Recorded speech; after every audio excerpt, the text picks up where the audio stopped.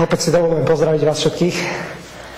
A keďže mám túto senzačnú možnosť hovoriť k vám práve takýmto spôsobom, tak sa chcem v prvom rade poďakovať všetkým tým, ktorí si klikli na môj predošlý odkaz, ale aj na to, čo rozprával Braňo. Všetkým tým, ktorí mi fandia, ktorí mi držia palca, ktorí mi veria, i keď je to skutočne dosť diskutabilné, že či, nakoľko a ako sa človek môže vyliečiť. A preto som aj povedal do tých novín to, čo som povedal, že kto toto odhalí, tak dostane, teda nominujem ho na Nobelovú cenu za jasnovidca roka. No, ja verím, že táto cesta bude úspešná. Nechcem dnes veľa kázať, veľa moralizovať, ale napadlo ma zo pár myšlienok, ktoré vám chcem povedať. A to je asi to, že cesta s alkoholom, u mňa je to už v podstate 10 rokov, až spočítam ten hrubý, najtvrdší čas, kedy som pil najviac, tak to bolo 6 rokov dozadu. A skutočne to bol veľký problém. A prišiel som na jednu vec, že cesta s alkoholom je trebárs ako cesta po tomto schodišti. Stúpate hore. Tu je to schodište. Stúpate hore. Prídete na moment, kedy si myslíte, že je vrchol a máte možnosť objaviť krásny svet a výjsť von, tak nech sa páči, skúste si z tohto balkóna výjsť ďalej. No a presne o čom si takomto je práve cesta s alkoholom. A ja som veľmi rád, že som sa zastavil kdesi tu pred týmito dverami a podarilo sa mi s tým niečo robiť. A presne o tom je potom hláška. Dáme si to len tak na vetračík, lebo ten alkohol je stále kdesi okolo nás. A musíme sa naučiť odolať tomu, aby sme tam nestúpili. To som ešte chcel povedať, že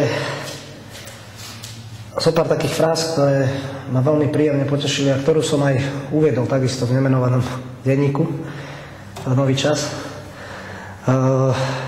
Rozdiel medzi mnou, mnohými ľuďmi ako ja a mnohými inými, ktorí pijú, je vlastne len ten, že my sa liečíme, podstúpili sme to a snažíme sa s tým niečo robiť.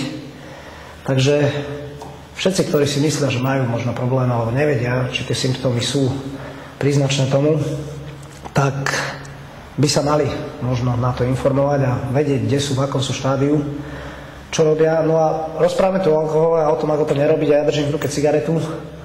A k tomu by som asi povedal, že keď už som zanechal ten alkohol, tak nehajte prosím vás ospod tie cigarety a nepindajte furt do toho všade všetci.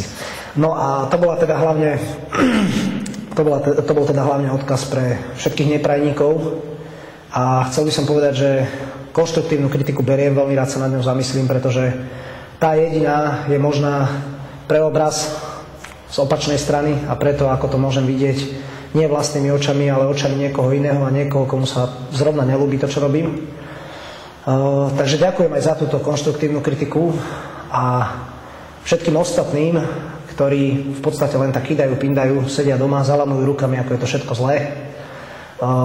Odporúčam iba pozrieť si nasledujúci videoklip a je to jedna z foriem, ako sa dá liečiť.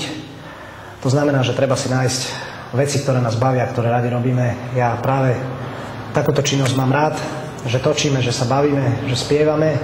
Nejde tu o žiadne veľké prachy, niekto už možno riešil, že biznis a Mojsej a všetky tieto veci dohromady, ale skutočne môžem seriózne prehlásiť, že Braňo je jeden správny chalán a zatiaľ sa tu bavíme. Až z toho jedného dňa bude biznis, tak možno si na to budeme musieť sadnúť a baviť sa o tom trošku na iných úrovniach, ale momentálne je to v štádiu zábavky, pohody, hlavne pomáha mi to. Som rád, že je pri tom Braňo, som rád, že sú pri tom ľudia. Ďakujem všetkým, ktorí sa na tomto zúčastňujú.